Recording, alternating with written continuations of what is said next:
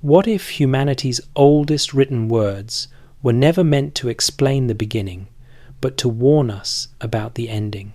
What if the first civilization we can name was not first at all, but the last group of survivors clinging to a memory of something much older, down in southern Iraq, where the desert heat makes the horizon shimmer like a mirage that refuses to settle? There are fragments of clay that still feel like they are trying to speak. Not loudly, not like a monument. More like a whisper you only hear when everything else goes quiet. Tiny wedge marks, pressed by a reed into wet mud, baked hard, buried, dug up again. 5,000 years later, they still look purposeful, like whoever made them was not just recording a tax or a shipment of barley, like they were trying to preserve something that could be lost. Before we drift too far into the dust, take a second to like the video and subscribe, but only if you're into the kind of history that lives in the fog between myth and archaeology. And if you're still here, leave a comment telling me where you're listening from and what hour you're keeping. I like imagining this story spreading across time zones, people half awake, half dreaming, with ancient clay and modern screens meeting somewhere in the middle, because this story does not start with answers. It starts with dust. In the late 1800s, archaeologists digging near ancient sites like Uruk and Eridu began pulling thousands of clay tablets out of the ground. At the time, they expected simple beginnings, rough scratches, trial and error, a slow crawl from primitive marks into real writing. But what they found felt like skipping chapters. The earliest records did not look like humanity learning to walk. They looked like a civilization already running. There were systems of math, organized city layouts, laws written with clean structure, records of the sky that were strangely confident. Not just people naming stars, but mapping patterns, tracking cycles, counting time in ways that seem almost practiced. The Sumerians appear in the record like they stepped out of the ruins of something older, not as a rough draft of civilization, but as a finished page. And right away, you hit the first puzzle. Where is the messy beginning? History usually leaves fingerprints, the awkward phase, the crude tools, the gradual improvement. But with early Sumer, the jump is sharp. The first major cities, Eridu, Ur, Nippur, are not chaotic piles of huts. They are planned. They show geometry, they show intention, they also show engineering. Irrigation systems that turn dry land into farmland. Canals cut with purpose. Water controlled, directed, managed. And keep in mind, we are talking about a world that is supposed to be just figuring things out. Then there's the language. Sumerian is a linguistic isolate, which is a fancy way of saying it has no known parent tongue, no clear ancestors, no family tree you can trace backward into earlier forms. It shows up in the archaeological record complex and complete, like someone set it down fully formed. For over a century, linguists have tried to connect it to other language families: Indo-European, Semitic, Dravidian, Uralic. They keep testing and testing, and it keeps refusing to match. And that alone would be strange enough. But the writing system is the real heartbeat here. Cuneiform. Those wedge marks are not random. They are not childish scratches. The system can record trade, poetry, law, medicine, astronomy, and prayers with the same calm precision. That is what makes people pause. Writing is usually invented in steps. You start with pictures, then symbols, then sounds, but here it feels like the tools are already sharpened. And the deeper archaeologists dug, the more the feeling grew that this was not invention. It was restoration, because that is what the Sumerians themselves kept saying. Not in some poetic myth where everyone speaks in riddles. In plain, confident lines, kingship, knowledge, order, they wrote. descended from heaven. And then there's a sentence, carved into a small object now associated with a museum collection in Berlin, a line that lands like a cold hand on the back of your neck. This is the restoration of what was before. Restoration. That word changes the whole mood. If you restore something, it means it existed already. It means it was damaged or lost. It means you are rebuilding from memory, not creating from scratch. So the question becomes unavoidable. If the Sumerians were restoring, what exactly had been lost? Sometimes I think about the physical reality of these tablets. They were not printed. They were made by hands, real hands, warm hands, pressing reeds into clay that would soon harden. And on some tablets, you can still see fingerprints trapped in the surface, a little ridge, a swirl, a human signature that nobody meant to leave. 6,000 years later, that fingerprint is still there, frozen in mud, and that is the part that hits me, because it means someone stood there long ago, focused, careful, trying to preserve something in a material that could outlast fire and flood and war. Maybe they were writing about grain. Maybe they were counting sheep. But maybe they were also carrying fragments of an older world, pieces of a story that had already been shattered once. And the tablets do not stay in the safe zone of simple records. They reach into medicine, astronomy, mathematics, hymns, star names, planet cycles. One text from Nippur records the cycle of Venus at 584 days. Another describes paths of Jupiter and Mars. Others include mathematical relationships that show up long before Greek names get attached to them in later history. And then the artifacts add their own strange little sparks. Tools, seals, symbols. Cylinder seals, those small rolling stamps used to mark ownership, sometimes show scenes that look like ritual, kings, animals, gods, but sometimes they show diagrams, patterns, shapes that feel less like decoration and more like a mind thinking in systems. And then, sitting out there in the wider region, is an object people love to argue about, the Baghdad battery, a clay jar with a metal cylinder and rod. Some claim it could generate a small electrical current if filled with an acidic liquid. Others say it was something else entirely. The point is not certainty. The point is that the ancient world keeps handing us questions that do not stay neatly in their assigned boxes. Now, bring in the story the Sumerians told about what happened to the world before them, a flood, a great deluge that erased an earlier age. The same flood story shows up in later Akkadian texts, in Hebrew scripture, in Hindu epics, in Greek myth, and in places so far apart that you almost feel foolish noticing the similarity. How do cultures separated by oceans and millennia carry echoes of the same catastrophe? Maybe flood memories travel because floods happen everywhere and humans fear water that will not stop. Maybe it's just coincidence. Or maybe memory moves like silt, settling into any civilization that has room for it. A shared scar carried forward in different languages. Either way, once you notice the pattern, you cannot unsee it. When archaeologists uncovered the ruins of Uruk, they did not find a baby civilization. They found city walls stretching for miles, monumental temples aligned to celestial points, and a staggering number of tablets, a civilization obsessively documenting itself. So here is the feeling that keeps returning. Sumer does not read like a beginning. It reads like a reboot, like someone hit reset, and the people who came after tried to rebuild from fragments, from memory, from whatever survived. And that brings us to the most unsettling document of all, the one that treats impossibility like routine paperwork, a list of kings, a list that begins with a sentence that refuses to soften itself into metaphor.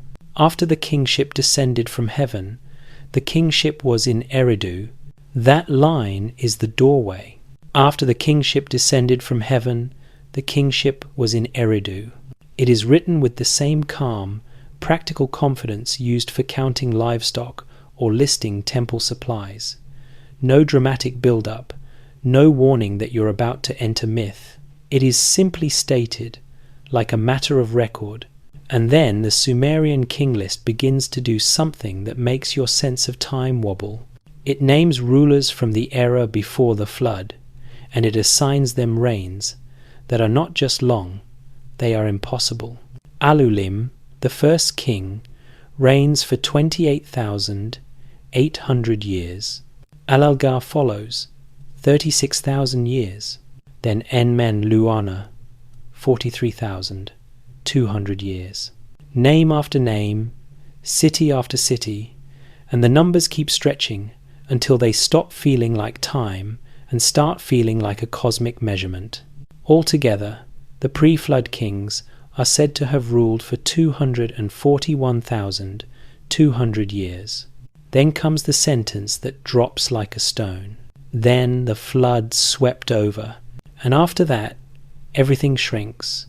The reigns get shorter. Hundreds of years become decades. Decades become lifetimes. Mortality returns, as if the world suddenly starts obeying different rules. Here's what makes this so unsettling. The king list does not treat the pre-flood era like a fairy tale and the post-flood era like history. It uses the same tone for both, the same structure, the same administrative style. It does not pause and say, this part is symbolic, and now we return to reality. It reads like a spreadsheet of the universe, and that is why scholars argue about it even now, because it is not presented as myth, it is presented as record. You can dismiss the numbers, and many people do.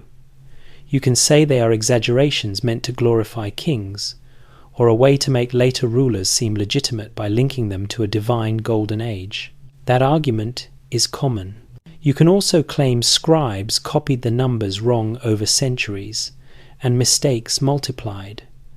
That idea shows up too, but both explanations run into the same wall. The king list survives in multiple versions, copied in different times and places, and while details shift, the overall structure stays remarkably stable. The pre-flood kings remain, the absurd reigns remain, the flood remains, and then the human era begins. Too consistent to feel accidental. And then there is the pattern hidden in the numbers. Because when you look closely, the reign lengths are not random. They are often multiples of 3,600. That number mattered deeply in Sumerian math and timekeeping. It fits into their base 60 worldview like a gear clicking into place.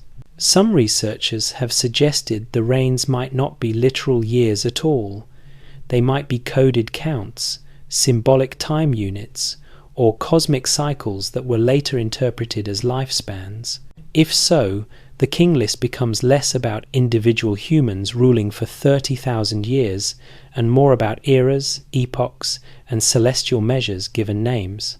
In other words, the kings might represent time itself. And if that is even partially true, the opening line becomes even stranger. After the kingship descended from heaven, because kingship would not just be political power, it would be cosmic order, a system tied to the sky, to cycles, to the rhythm of planets and seasons. Which brings us back to the central feeling we keep circling. Sumer does not talk like it discovered civilization. It talks like it inherited it. Even the word choices suggests that. Not invented, but given. Not created, but descended. Now pause and imagine what it would mean for a culture to feel that way. If you truly believed your world had already ended once, you would write like your life depended on memory. You would record everything. You would press your knowledge into clay, because clay does not vanish the way spoken words do. You would build temples on the same sacred foundations over and over, not because you can't think of anything new, but because you're trying to hold on to an anchor point. And that is exactly what the archaeology shows. In Eridu, one of the earliest and most sacred cities, excavators found layers of construction stacked like a timeline you can touch, temple after temple, rebuilt directly on top of the last. Not moved across town, not redesigned in a totally new pattern, rebuilt in place, like ritual, like memory. The oldest layers are not crude experiments. They are already planned, already aligned, already speaking the language of a civilization that knows what it's doing. The city tied to the famous ziggurat, shows the same disciplined structure, streets laid out with intention, homes designed around courtyards, drainage systems, materials that require knowledge of firing brick, mixing bitumen, controlling heat, managing supply lines. And it is not just practical, it is symbolic. Doorways and layouts often align in ways that suggest an awareness of cardinal directions and celestial sightlines, as if the builders were not merely making shelter, but mapping the sky onto the earth. Then there is Nippur, the religious heart, the place where authority and ritual power gathered. It sits inside a network of cities that seem planned as part of a larger system, not isolated settlements. Trade routes, water routes, temple economies, scribal schools. This is not a tribe slowly learning to live together. This is a civilization appearing with infrastructure. So again, you feel the question pressing against the clay. Where are the missing steps? If Sumer is the beginning, why does it look like the middle? And that brings us to a different kind of evidence, not from architecture, but from the ground itself. Because beneath some ancient cities in Mesopotamia, archaeologists found something that looked like a hard boundary, a layer of silt, clean, thick, and strangely empty. No pottery shards mixed in, no ash, no tools, just sediment laid down by water, as if a flood swept across and left a quiet blanket over everything. One of the most famous excavations involved Sir Leonard Woolley at Ur. As his team dug deeper, they hit a thick layer of water-laid clay, several feet down.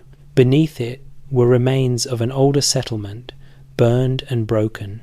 Above it were newer foundations, a city rising again. Woolley described it as the physical boundary between two worlds, and similar flood layers were reported at other sites, including Shurapak, a city that matters for a different reason, because Shurapak is tied to the flood story itself. The Sumerians told of a man named Ziusudra, warned of an oncoming deluge. In later Akkadian tradition, he becomes Utnapishtim. In Hebrew scripture, Noah. Different names, same spine of the story. A warning, a vessel, a flood that erases the world, a survival that preserves life and knowledge. And again, notice what the story emphasizes. Not just animals, not just family, but the preservation of civilization itself. Seeds, yes, but also the keepers of memory, craftsmen, scribes, the carriers of knowledge. The Sumerians had a term for the fundamental codes of civilization, the me. Not just laws, not just customs, but essential principles, kingship, justice, writing, music, craft, order, decision-making, a civilization's blueprint. In the flood story, the terrifying possibility is not simply death, it is forgetting. Because if the flood wipes out all the carriers of knowledge, then humanity does not just lose people, it loses systems, it loses language, it loses the ability to rebuild. So the flood becomes more than a disaster. It becomes the dividing line between a world of fullness and a world of fragments. And that idea matches the emotional core of Sumerian writing. They write like people who are terrified of losing what they have. They copy lists, hymns, laws, astronomical observations, medical knowledge, administrative records. They don't just build, they archive.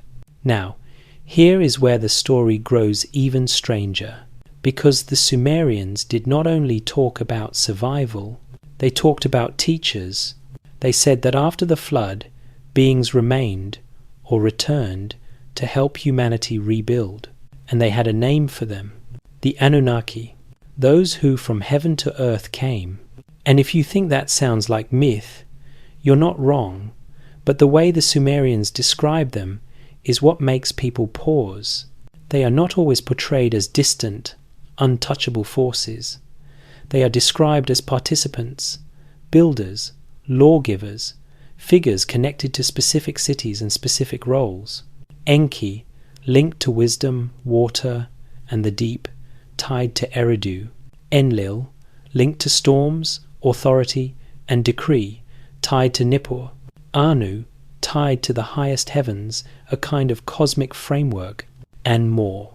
But what stands out is the repeated implication that knowledge was transferred, given, handed down, not slowly discovered, which leads us to a moment in Sumerian literature that reads like a creation manual, a story where humanity itself is described as being made from clay mixed with divine essence, not just shaped by gods like an artistic metaphor, but assembled with ingredients, clay, blood, spirit.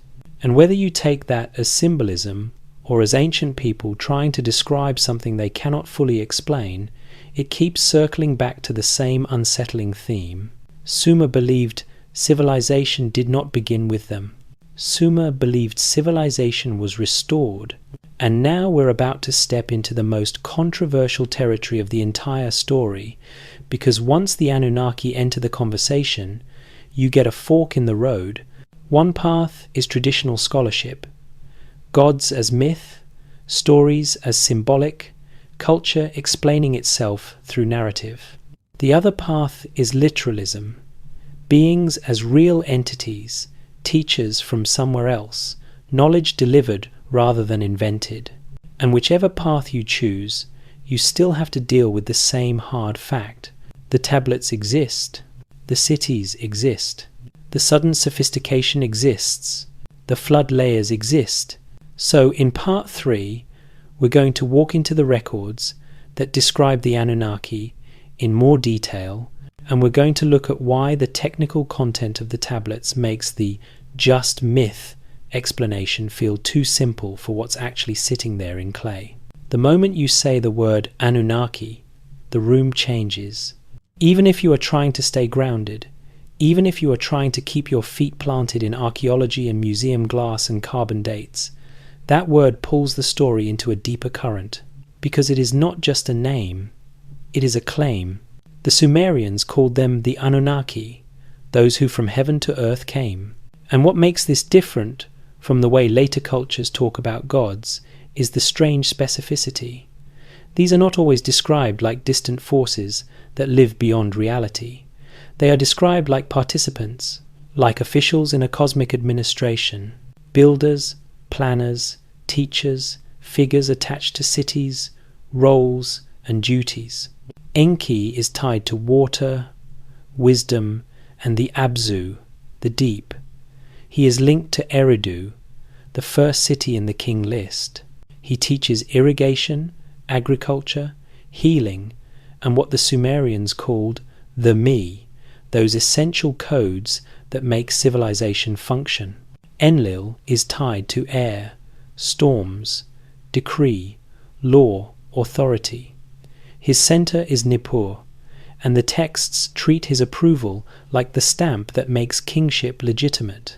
Anu sits higher, a figure of the heavens, a framework more than a personality, showing up in star references and temple alignments, the sky turned into governance. Then you have Inanna, love and war, descent and return, a goddess whose stories read like cycles. Utu, the sun, justice, illumination. Ninhursag, the mother who shapes life from clay. And yes, you can absolutely read this as mythology, a human way of organizing nature and society into characters. That is the mainstream, responsible approach. Storms become Enlil, fertility becomes Ninhursag, the sky becomes Anu, the river becomes Enki. It makes sense. But even if you follow that approach, you still have to deal with how the texts talk about knowledge, because the Sumerian voice does not sound like it is making up stories to explain what it does not understand. It sounds like it is describing a system that already exists. Civilization, in their view, is not invented through slow trial and error. It is transmitted, and nowhere is that idea more blunt than in the texts describing the creation of humanity itself. One of the most famous is the Atrahasis epic. In it, the gods have built cities, dug canals, raised temples, and they are tired. The work is endless. So they decide to create a new kind of being to carry the labor. A solution, not a miracle. Not a spontaneous act of love. A solution to a workload problem. The language is weirdly practical. Clay is gathered. Something divine is added. The texts describe mixing earth with the blood or essence of a god, giving humanity both body and spirit. It is described like an assembly process, like ingredients combined to produce a result. To modern ears, it can sound like metaphor, and it probably is. But notice the shape of the metaphor. It is not poetry about beauty. It is a description of transfer. Earth plus divine essence equals humanity, a living sign, carrying something that must not be forgotten. And that last phrase matters. Not be forgotten. Again, everything circles back to memory. Now, if you want to keep this strictly academic, you can stop here. You can say, these are myths. These are cultural narratives. They are symbolic reflections of labor, authority, and the anxiety of survival in a harsh land. Fair, but the story does not stay calm, because in the 1,970 seconds, a researcher named Zecharia Sitchin pushed a very controversial interpretation into the public imagination. He argued that the Anunnaki were not gods at all, but extraterrestrial visitors. He claimed they came to Earth for resources, engineered humanity for labor, and left behind traces of their presence in what we now label myth. Mainstream scholars rejected that interpretation almost completely. They argued, with good reason, that Sitchin's translations were not reliable and that the evidence does not support literal visitation. In the academic view, the Anunnaki are divine figures, cultural archetypes, or deified forces, not astronauts. But even if you dismiss Sitchin, the reason the idea sticks in people's minds is not just because it is dramatic. It is because the tablets describe the gods in ways that sometimes feel uncomfortably concrete. They descend, they arrive, they give instructions, they establish systems, they leave. And then you see images on cylinder seals that make your brain hesitate. Winged figures standing beside objects that look like stylized diagrams, circles, bands, geometric patterns. Scenes that can be interpreted as symbolic, yes, but that also look like minds thinking in systems, not just storytelling in pictures. And it is not only Sumer. You find echoes of descending teachers and sky beings across cultures that never should have met if we imagine them as isolated worlds. The Watchers of Hebrew tradition, Devas in Hindu texts, feathered serpents in Mesoamerican stories, figures who arrive bearing knowledge, law, agriculture, calendars, architecture. Are these independent inventions of the same human imagination repeating itself across continents? Or are they fragments of a shared memory, scattered like seeds after a catastrophe? That is the haunting question, because the flood story makes that possibility feel less ridiculous. If human populations were displaced on a massive scale at the end of the last ice age, if coastlines flooded, if communities fled inland carrying whatever they could, then stories could travel. Memory could spread. Fragments could survive in distant places. It does not require aliens. It only requires survivors. And that brings us back to the alternative possibility that feels both less sensational and, in a strange way, more unsettling. What if the Anunnaki, in the oldest layers of memory, were not visitors from the stars, but survivors of a pre-flood civilization, a people with knowledge that seemed godlike to those who watched their world drown? Imagine you are a survivor of a cataclysm. Your cities are gone, your tools are scattered, your knowledge is broken into fragments. You rebuild in mud and reed and brick. Then a group appears, carrying systems, measurements, agricultural schedules, astronomical knowledge, and the confidence of people who remember more than you do. To you, they would not feel like ordinary humans. You would describe them as gods, and you would describe their knowledge as descending from heaven, because language struggles when it tries to name something far above its own level. Whether you take that as literal history or as psychological truth, the Sumerians keep repeating the same theme. Civilization was given. The Me were not invented by mortals. They were held by Enki in the Abzu.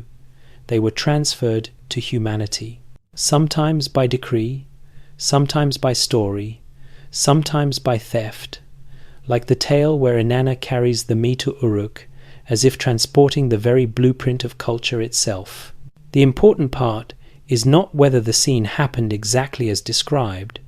The important part is what the Sumerians believed about how knowledge works. Knowledge is not guaranteed. Knowledge is not permanent. Knowledge must be preserved, transmitted, restored. And here is where the tablets do something that pushes the story out of myth territory and into technical territory. Because mixed among hymns and flood tales and royal lists, archaeologists found documents that read like manuals. No prayers, no poetic framing, just information, metallurgical recipes, specifying ratios for bronze, architectural measurements, and geometric proportions, medical texts listing symptoms, diagnoses, treatments, plant compounds, dosage instructions, agricultural calendars aligned to celestial cycles, astronomical calculations that modern researchers have checked with models because they look too precise for what people assume was possible at the time. This is the part that makes the old story feel urgent, because even if you call the Anunnaki symbolic, you still have to explain the technical competence that appears so early, so suddenly, with so little visible development leading up to it. You still have to explain why a culture that should be learning basic systems is already using a complex sexagesimal framework, already tracking cycles, already organizing cities, already running bureaucracies, already writing like it is afraid the knowledge might slip away. So in part 4, we are going to step directly into those technical records. The star cycles, the math tablets, the measurements that seem to reach beyond their era. And we are going to ask the same question from a different angle. If Sumer was rebuilding, what exactly were they rebuilding from? Let's step away from the big, dramatic claims for a second and do something calmer. Let's open the drawers. Because when archaeologists and translators started working through the mountain of Sumerian tablets, they did not just find myths and prayers. They found paperwork. They found calculations. They found what looks like technical memory. And that is where the story gets difficult to wave away with an easy label like primitive or early. One tablet that gets mentioned again and again in this conversation is catalogued as VAT 4924. It records the synodic cycle of Venus at 584 days, meaning the time it takes Venus to return to the same position relative to Earth and the Sunday. Now, on its own, you might shrug and say, sure, ancient people watched the sky, but think about what measuring 584 days actually demands. You need systematic observation across years. You need consistency. You need record-keeping that survives beyond one person's memory. You need a method for comparing where Venus appears, when it disappears, when it returns, and how long those patterns repeat. That is not a casual stargazer lying on a rooftop. That is an institution. It suggests scribes, calendars, and a culture that treats the sky like something to track with discipline. And Venus is not the only thing they tracked. Other tablets chart the movement of planets like Jupiter and Saturn. Some texts record lunar phases, eclipse possibilities, and the careful timing of celestial events that matter for agriculture and ritual. And then there is the big one that makes modern astronomers raise an eyebrow: precession, the slow wobble of Earth's axis that takes about 25,920 years to complete a full cycle. Now, I want to be careful here because people sometimes oversell this point online. It is easy to turn it into a dramatic claim that ancient Sumerians fully understood precession the way modern astronomy describes it. But even the basic idea of tracking long-term shifts in the sky suggests something that keeps returning in this story. Generational memory, a civilization that records, a culture that does not trust oral tradition alone. If you have any kind of accurate long-cycle knowledge, even hints of it, you are dealing with observation that spans lifetimes, passed from teacher to student, temple school to temple school, tablet to tablet. And that raises the question again. If Sumer is the first civilization, why does it already behave like an old civilization? Now let's talk about math, because this is where the fingerprints feel the clearest. The Sumerians built their world around a sexagesimal system, base 60. It is the reason your hour has 60 minutes and your minute has 60 seconds. It is the reason a circle is divided into 360 degrees. This is not a cute historical footnote. It is one of the deepest survivals of ancient thinking still living inside your daily life. And base 60 is not just arbitrary. It is powerful because 60 divides easily. You can split it into halves, thirds, quarters, fifths, sixths. It makes fractions cleaner. It makes trade easier. It makes geometry and timekeeping smoother. But it also requires abstract thinking. You have to operate comfortably with ratios and division. You have to treat numbers like tools, not just counts of objects. And again, Sumer does not show us a slow climb toward that comfort. It shows refinement. It shows people already using the system, building with it, measuring with it, governing with it. Then you get into specific tablets that feel almost like time travelers. Plimpton 322 is the famous example. It is a clay tablet from the old Babylonian period, but it is tied to the mathematical tradition that grew out of Sumerian foundations.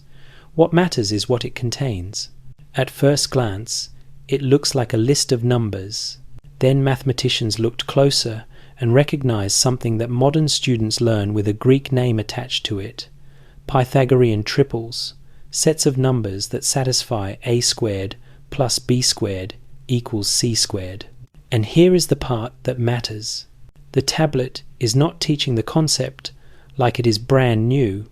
It is applying it, using it the way a builder uses a level. It treats those relationships as practical tools for measuring land, designing angles, and solving geometry problems. It assumes the user already lives in a world where this kind of math is normal. Other tablets show methods for calculating square roots with iterative procedures that feel almost algorithmic. Some include problems involving quadratic relationships, proportions, and the kind of numerical thinking we tend to associate with much later schools of math. So again, you hit the same wall. Where is the clumsy stage? Where are the beginner scribbles? Because what survives in the clay is not the sound of people inventing math. It is the sound of people using math like they have been doing it for a long time. Now, let's leave the sky and the numbers and move into the earth. Metallurgy. In the ruins of Ur and other sites, archaeologists found evidence of bronze work that requires control. Bronze is not something you stumble into by accident and suddenly master. You need copper, you need tin, you need heat, you need timing, you need the ability to source materials, transport them, and maintain consistent ratios. And across the broader Mesopotamian sequence, what stands out is how quickly metalwork becomes competent. Not perfect everywhere, not magically modern, but competent enough to support tools, weapons, and craft economies that cannot exist without organized production. Then there are the medical texts, which I think are some of the most overlooked pieces of the whole story. Some tablets list symptoms and treatments with a clinical tone. They name plant compounds. They describe methods. They categorize conditions. They do not sound like superstition alone. They sound like observation. Again, I am not saying ancient Mesopotamia had modern medicine. That would be silly. But it is also silly to pretend they were guessing in the dark. They were recording patterns. They were building reference systems. They were documenting what worked and what did not. And this matters because it points to the same thing the astronomy points to: institutions. To record, you need scribes. To train scribes, you need schools. To run schools, you need a stable system that values continuity. That is not a random collection of villages. That is a civilization with memory infrastructure. And if you want the clearest proof that Sumer was obsessed with memory infrastructure, you do not even need to read the dramatic myths. Just look at the bureaucracy, temple inventories, payroll lists, property deeds, tax records, receipts for barley, tallies of sheep, assignments of labor, administrative schedules. It is not glamorous, but it is everything. Because bureaucracies do not appear in a vacuum. They are not the first thing people invent. They arrive when you have enough complexity to need them. And once they arrive, they tend to grow slowly, layer by layer, until they become the skeleton that holds the whole civilization upright, which is exactly what we see. This is why people keep coming back to the same unsettling phrase. This is the restoration of what was before. Because when you combine the advanced record-keeping with the sudden competence in multiple fields, it feels less like a birth and more like a restart. Like something happened, something broke the timeline, and the people who emerged afterward built their world with an urgency that sounds like survival. Now here is the twist that makes this even stranger. In some places, the deeper archaeologists dig, the older the structures get. That sounds obvious, right? But the pattern that shows up in certain city layers is almost backwards in mood. Older layers sometimes look more refined, then later layers show simplification, contraction, forgetting. It is as if civilization is not steadily climbing upward, but slowly losing something as time moves forward. And that idea fits eerily well with the Sumerian self-image. Not pioneers, heirs, people maintaining what they were given. So, in part 5, we're going to focus on the thing that refuses to fit cleanly into normal historical evolution, even more than the math, even more than the star charts. The language. Because Sumerian does not just look sophisticated, it looks orphaned.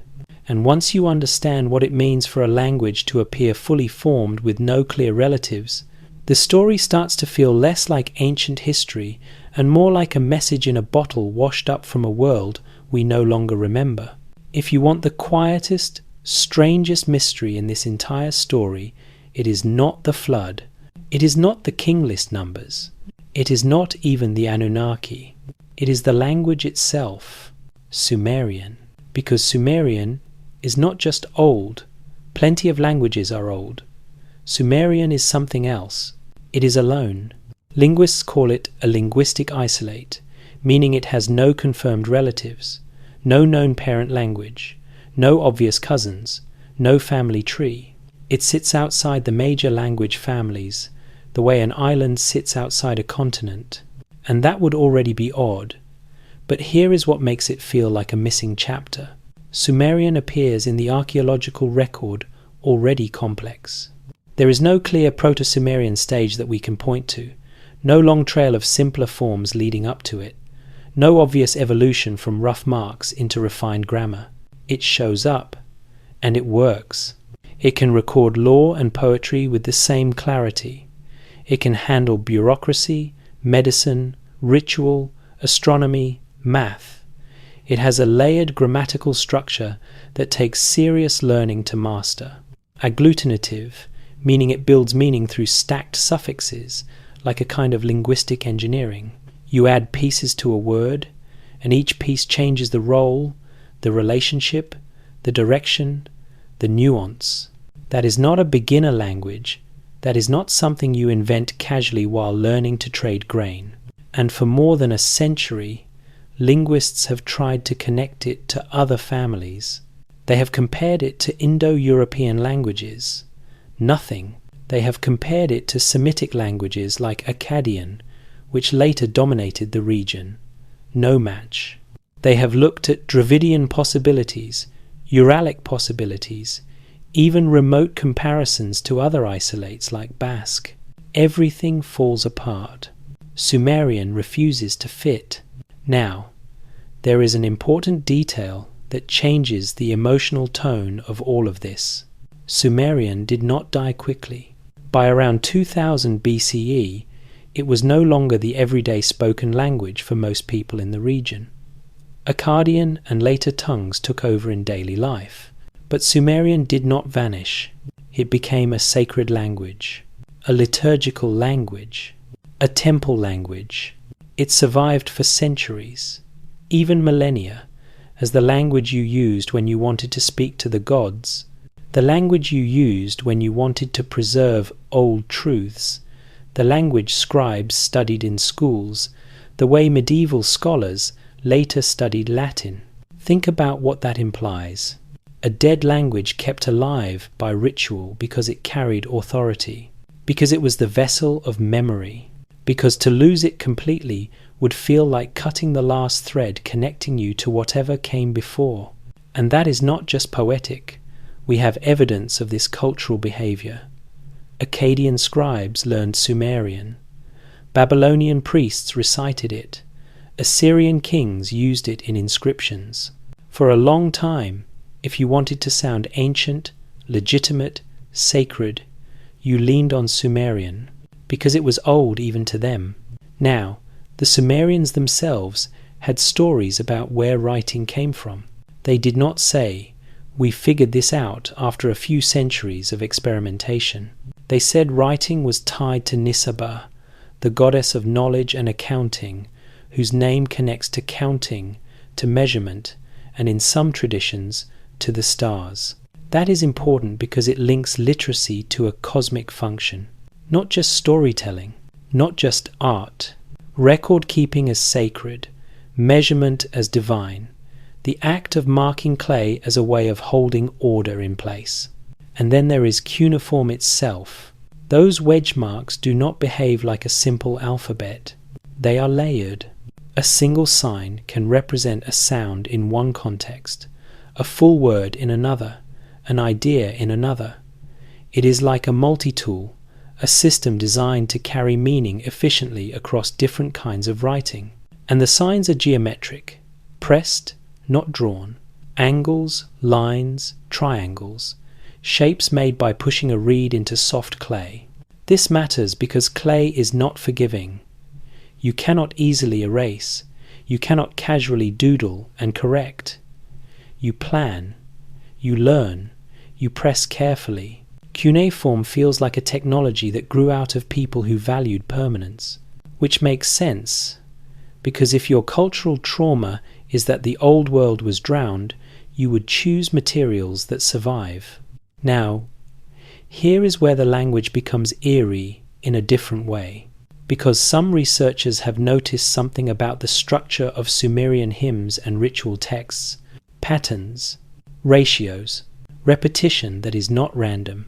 The number of syllables per line, the way certain sounds repeat, the pacing of the verses. In some cases, it seems to follow numerical relationships that echo the same kind of proportional thinking Sumerians used in architecture and music. And whether this is intentional design or the natural rhythm of a poetic tradition, the suggestion is still haunting. That in Sumer, language, music, and mathematics might not have been separate worlds. They might have been expressions of a single system, a way of aligning sound and meaning to cosmic order. The Sumerians had their concept of the me, those fundamental codes. And what is interesting is that in their worldview, creation itself is not silent. The gods speak reality into order. The world is shaped through decree, through utterance, which leads to an idea that is almost too modern to feel comfortable in ancient clay. What if Sumerian was not just a language for communication? What if it functioned, culturally, like a code, a way of encoding relationships, ratios, and rules, not only describing reality, but participating in it? Now, I want to keep this grounded, because it is easy to drift into fantasy here. But even without going mystical, you can recognize something true. Language shapes perception. A language with rich grammatical tools can express relationships that other languages struggle to name. A language with a system built around measurement can feel like it thinks in measurement. And Sumerian, tied so tightly to record keeping, to counting, to organizing, feels like a mind trained to preserve. So here is the thought that begins to form if you follow the Sumerians' own logic. What if Sumerian was not newly created at the dawn of civilization? What if it was already old?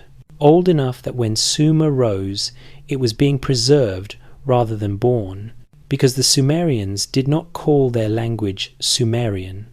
That is our label. They had their own terms. And one traditional label translates roughly to the noble tongue or the princely language, suggesting something elevated, set apart. And in later traditions, you find echoes of the idea that once humanity spoke one language, one speech, one unified tongue. The Tower of Babel story is the famous version, but the concept is older than the Bible. The idea appears as a kind of cultural memory.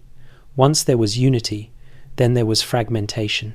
So imagine the possibility, not as literal fact, but as a psychological truth carried through myth. A pre-flood world, whatever it was, had systems. That world collapsed. Survivors scattered. Languages fractured. But fragments of the old tongue remained in ritual and education, preserved the way you preserve something precious when you know it is dying. Sumerian could have been that fragment, not the first language. The remembered language, a liturgical relic of a world that no longer existed. And this fits the overall pattern we keep seeing. The Sumerians wrote like heirs. They copied and recopied. They maintained traditions. They preserved old lists. They kept dead knowledge alive. They did not behave like people who believed they were building the first bridge. They behaved like people who knew the bridge had already been broken once. Now, if you accept even the possibility that the language itself was preserved rather than invented, the next question becomes very clear. Why were they so desperate to reconnect? Why did they build structures that reached upward? Why did they construct massive tiered towers aligned to the sky, with sacred chambers at the top? Because language was one bridge, but it was not the only bridge. And that is where the ziggurats enter the story, not as tourist landmarks, but as monuments to longing. So, in part 6, we are going to climb one, not physically, but mentally.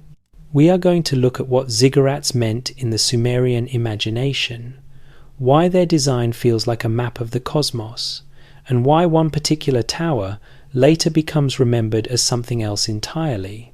The Tower of Babel. Picture the Mesopotamian plain for a moment. Flat land, wide sky, rivers that carve life out of dust, and then, rising out of that flatness, you see it, a man-made mountain, a ziggurat. The word itself comes down to us through later languages, but the idea is simple, a stepped tower, tiered like a staircase that stops just short of the sky.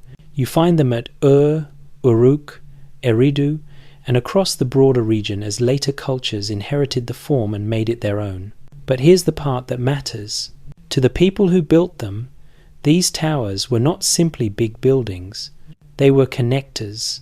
And that word, connector, is the key to understanding why they poured so much labor into stacking brick on brick into the shape of a cosmic ladder. Because in the Sumerian imagination, the connection between heaven and earth had once been more direct. Their texts keep hinting at it. Kingship descended from heaven. Knowledge was given.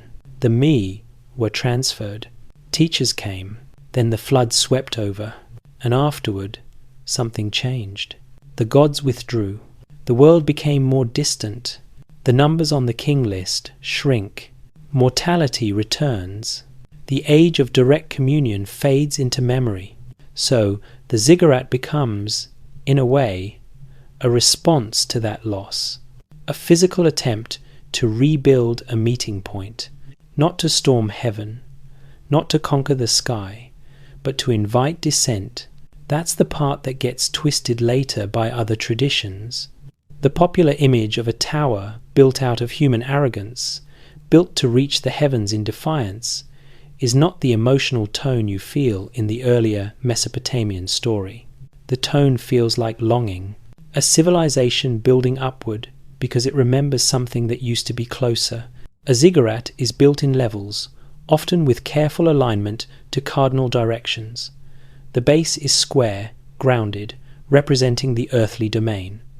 As you ascend, the levels narrow. You move from the broad human world into the concentrated sacred world, and at the top there is usually a small temple chamber, not huge like the base, but intimate, a place open to the sky.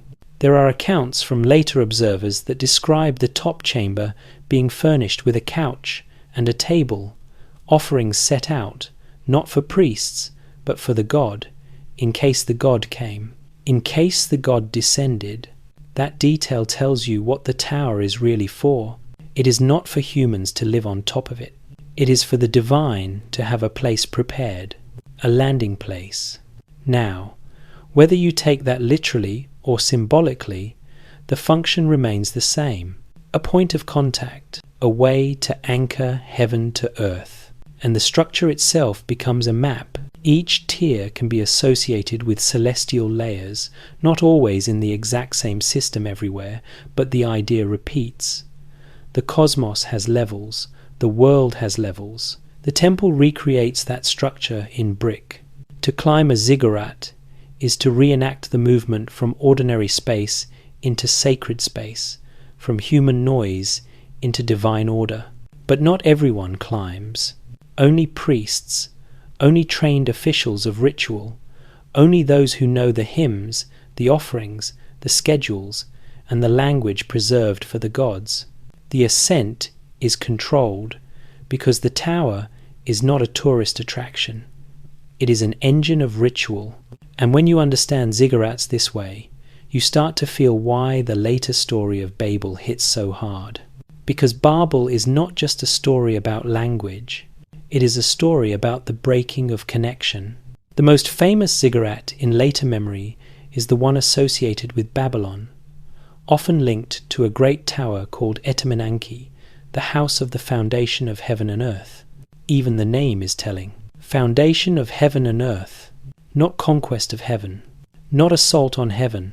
Foundation, like a bridge support, like an anchor point, like the world's spine. Greek writers like Herodotus describe visiting Babylon and seeing a massive stepped structure built in stages, with an ascending path leading upward and a top chamber tied to the god. Whether every detail of his description is perfect or not, the broader point stands. People looked at these towers and felt awe, because they were not normal buildings. They were cosmic architecture. And now we arrive at the biblical story that reinterprets the tower through a very different lens. In Genesis, humanity speaks one language. They gather in the plain of Shinar and decide to build a city and a tower that reaches the heavens. God sees this and responds with alarm. They are one people, they have one language, and this is only the beginning of what they will do. So their language is confused. They can no longer understand each other. The work stops. The tower is left unfinished. Humanity scatters. Most people hear that story as a warning against pride, a cautionary tale about human arrogance, about attempting to reach divine height through human ambition. But now, place that story beside the older Mesopotamian emotional landscape. In that landscape, losing the unified language is not punishment. It is tragedy. It is the final severing of a thread that once connected humanity to a remembered unity, a remembered order, a remembered closeness. If you follow the Sumerian tone, the tower is not built because humans think they can storm heaven.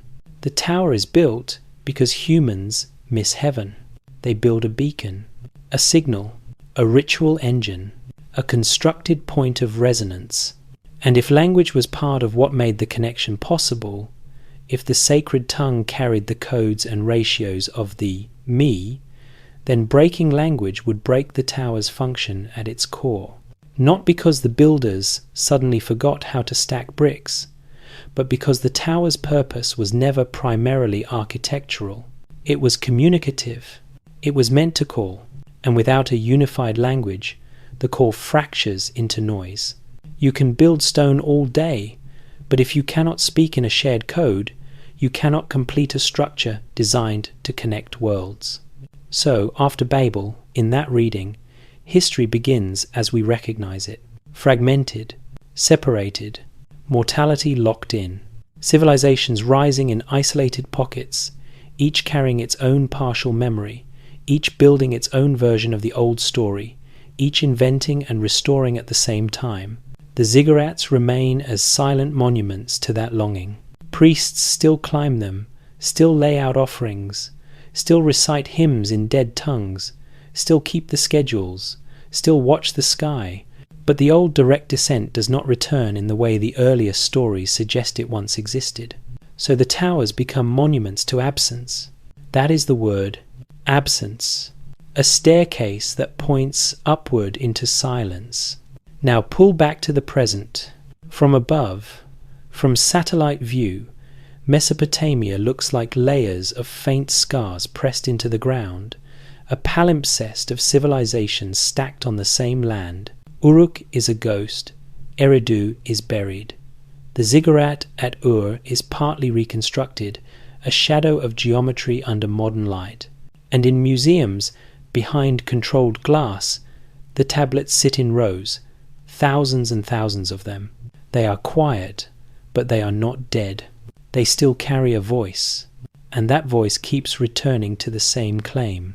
This is restoration, not invention. So in part 7, we are going to step even closer to that claim and ask the question you can feel rising behind all of it. If the Sumerians were restoring, what exactly was the world they believed existed before the flood? Because the tablets point to it like a compass needle, and archaeology, in a strange way, keeps circling the same direction. There was a before, and then the flood swept over. To understand why the Sumerians wrote the way they did, you have to hold two things in your mind at the same time. 1. They were obsessive record keepers. 2.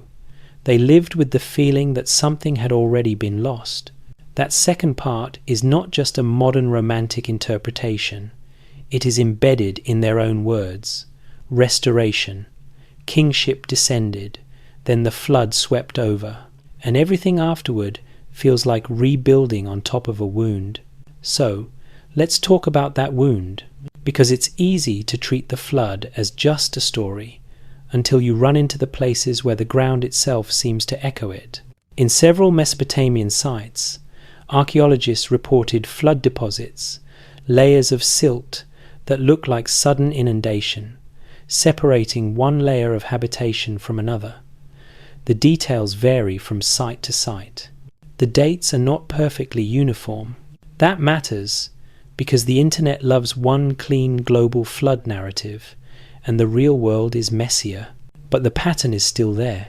Interruptions, places where ordinary settlement debris stops, replaced by sterile sediment, then settlement begins again above it. And even if those layers reflect local flooding rather than a single world-ending deluge, they still tell you something important. Floods shaped memory in this region. Water did not just irrigate, water erased.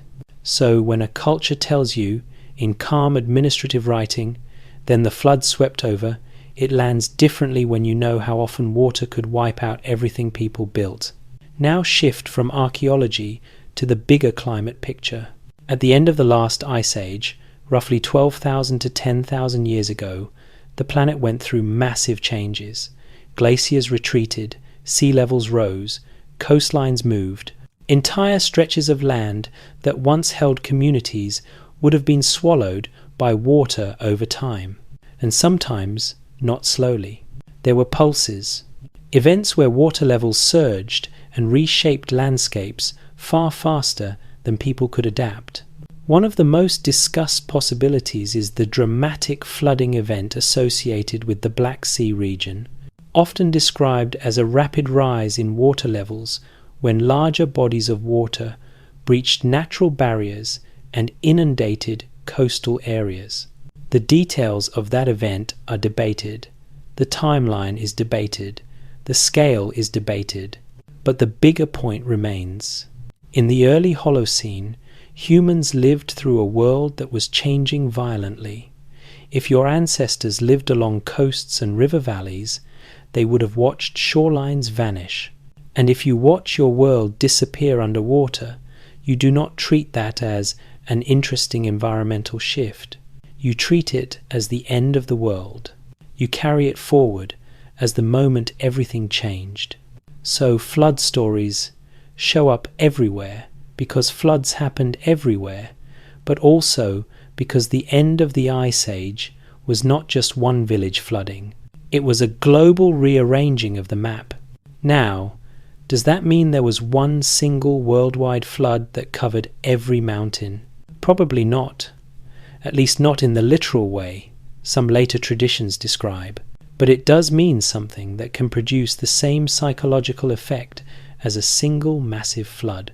Many massive floods, across generations, across regions, all tied to the same larger climate transformation. In that kind of world, myths become memory containers. They preserve the emotional truth even when the literal details shift. And this is where the Sumerian flood narrative becomes more interesting than a simple children's story. Because the flood story is not only about survival, it is about preservation. The Sumerian hero is called Ziusudra, life of long days. In later Akkadian tradition, he becomes Utnapishtim. In the Hebrew Bible, Noah, different names, different cultural settings, but the bones remain. A warning comes, a vessel is built, a storm wipes out life, a remnant survives. Then the remnant becomes the carrier of what must not be forgotten. In Sumerian tradition, the warning often comes from Enki, the keeper of wisdom, speaking quietly, sometimes through the wall of a reed hut so the other gods cannot hear. The story includes a divine council that decides humanity should be ended, sometimes because humans have grown too noisy, too disruptive, too uncontrolled. Again, it can be read symbolically, a myth about human limits, about ecology, about social collapse, about the fear of chaos. But the part that keeps standing out is the emphasis on knowledge, not just life, knowledge, the me, the codes, the crafts, the scribes, the idea that a flood does not just kill bodies, it kills civilization. And civilization, in this worldview, is fragile enough that losing it once is unthinkable. So, the flood story functions like a warning wrapped inside memory. And here is where the narrative shifts into something even stranger. Because if the flood is the great divider, then what came before it, in the Sumerian imagination, is not a primitive Stone Age world. It is the era of the pre-flood kings. The king list insists on it. 8 kings, 8 cities, reigns that stretch into tens of thousands of years. Then the flood sweeps over, and after, the kings become mortal. Now, you can read those enormous reigns as symbolic time units, cosmic cycles, or mythic exaggeration. But the psychological message is still loud. The world before the flood was different. Time was different. Order was different. And the flood reset everything. So what does that before world look like if we build it out of the clues the tablets keep dropping? It looks organized. It looks measured. It looks cosmic. It looks like a society that thinks in astronomy, that ties kingship to heaven, that treats language as sacred code, that builds cities aligned to cardinal directions and celestial patterns. In other words, it looks like Sumer is remembering an older template, not inventing its own. And if that older template existed, where would it have been? Here is the simplest, most plausible answer. Along coastlines and river valleys that are now underwater, because humans have always favored water. Water means food, water means trade, water means transport. And at the end of the Ice Age, those were the areas most dramatically reshaped. If there were advanced settlements along now submerged coasts, we would not easily find them. We would not dig them up in the desert. They would be drowned. And maybe all that would survive would be fragments carried inland. Fragments of tools, fragments of measurements, fragments of stories. And if those fragments were carried inland and preserved in temple schools, they could become the seed of later civilizations that look strangely sophisticated too early. Again, that does not require aliens. It does not even require a lost high-tech global empire. It only requires that people had more organization and knowledge than we tend to picture in very ancient times, and that a catastrophic environmental shift scattered and broke that knowledge. And then, centuries later, you get something like Sumer, a civilization that writes obsessively, a civilization that builds ritual towers toward the sky, a civilization that speaks of restoration, because they are rebuilding from fragments. Now, here is the hard part. Even if you accept this as a plausible human story, it still leaves one question hanging in the air. Why did the Sumerians frame the source of knowledge as descending from heaven? Why not say, our ancestors taught us? Why not say, we inherited it from survivors? Why did they use the language of descent, of gods, of beings coming down? And this is where the story turns back toward the Anunnaki. Because in their texts, the flood is followed by teachers. The survivors emerge, and there are figures who guide, establish order, reintroduce the me, and set kingship back in place. Whether those figures are divine metaphors, political legitimizers, cultural heroes, or literal beings, the function is the same. Knowledge is restored from above. And in Part 8, we're going to focus directly on that restoration process. What the Sumerians believed the me actually were, why they mattered so much, and why their worldview treats civilization like something that can be lost overnight and must be rebuilt like a fragile machine. Because once you understand the me, you start to see the Sumerian message not as fantasy, but as a warning with a deadline, not about their world, about ours. There is a word that keeps showing up in the Sumerian imagination like a hidden engine, me. It gets translated in a lot of ways. Divine decrees, sacred ordinances, powers, laws.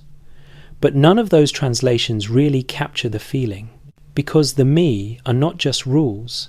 They are not just commandments, they are closer to codes, blueprints, operating systems, the things that make reality and civilization run the way they do. In the Sumerian worldview, you do not invent the me. You receive them, you carry them, you guard them, and if you lose them, civilization does not slowly decline. It collapses. That idea alone is a little haunting, because it means Sumer did not see itself as a culture steadily climbing upward. It saw itself as a culture maintaining something fragile, like a fire that can go out if you stop feeding it. And when you read the lists of me in Sumerian myths, you realize they meant this literally. The me include kingship, priesthood, writing, music, metalwork, warfare, justice, craft, sexual love, decision-making, truth, deception, even social roles and emotional forces. It is like they believed every major aspect of human life has a specific pattern, a correct structure, and that structure has to be held in place. If that structure breaks, things unravel. So the me become the Sumerian explanation for why societies rise and fall, not because people are smart or stupid, not because they are blessed or cursed, but because the codes of order are either present, preserved, and functioning, or they are lost. And that idea connects directly to the flood, because a flood is not just water in this worldview, it is deletion. It wipes out carriers of knowledge. It destroys institutions. It breaks the chain of transmission. It resets the world. So the me are what the survivors would be most desperate to protect. Not just seeds, not just bodies, the codes, the instructions for rebuilding. This is why, when you read Sumerian stories, there is this constant sense of anxiety around preservation. They treat knowledge like something that can die, and in a way, it can. If a generation loses literacy, if records burn, if the teachers vanish, if the social system collapses, knowledge can disappear so completely that the next people who find fragments will not even recognize what they are holding. That is not fantasy. That is history. We have seen it happen many times. So when the Sumerians talk about the me, they are describing something real in psychological terms. Civilization is not guaranteed. It is a maintenance project. Now, one of the most famous myths about the me is the story where Inanna travels to Eridu and interacts with Enki, who holds the me in the Abzu, the deep. In this story, Inanna gets Enki drunk and persuades him to hand over the me. She loads them onto her boat and brings them to Uruk, effectively transferring civilization from one city to another. Enki sobers up and tries to get them back, but it is too late. The transfer has happened. If you take it literally, it sounds like divine drama. If you take it symbolically, it looks like a cultural memory of something more grounded. Knowledge moving between power centers. A new city rising as a hub of administration, art, trade, and ritual because it gains control of the institutions that carry the codes. Writing, accounting, temple authority, calendar systems, craft specialization. In other words, the myth may be a poetic way of describing state formation. But again, notice what the myth is really about. Transfer, not invention. The me already exist. They are held. They are moved. They are not created from scratch. That is exactly the same logic we have been seeing everywhere else in this story. Sumer frames itself as a receiver, a restorer, a keeper, not the first spark. Now, this is where it gets personal, because whether you believe the Sumerian worldview literally or not, the underlying warning is sharp. If civilization is a set of codes that must be preserved, then the greatest danger is not conquest. It is forgetting. And the Sumerians wrote like people who were terrified of forgetting. They wrote down the king list and copied it again and again, even when parts of it did not make sense in normal human terms. They wrote down the flood story in multiple versions. They recorded astronomical cycles. They tracked time in base 60. They kept dead language alive through ritual. All of that begins to look less like obsession and more like a survival strategy. And that survival strategy suggests they believed the world had already gone through a reset. The flood, the dividing line, then the restoration, then the slow fading of direct contact. Now, here is a detail that gets overlooked because it sounds like myth, but it carries a kind of cold logic. In some Sumerian narratives, the gods do not just give the me to humanity as a gift. They give them because the gods themselves need a stable human system. The gods need temples. They need offerings. They need order. They need administration. The gods are not portrayed as abstract perfection. They are portrayed as powers that operate through systems. If humans stop maintaining those systems, the relationship collapses. Again, whether you read this as theology or as metaphor, it is describing something true about power. Power depends on institutions.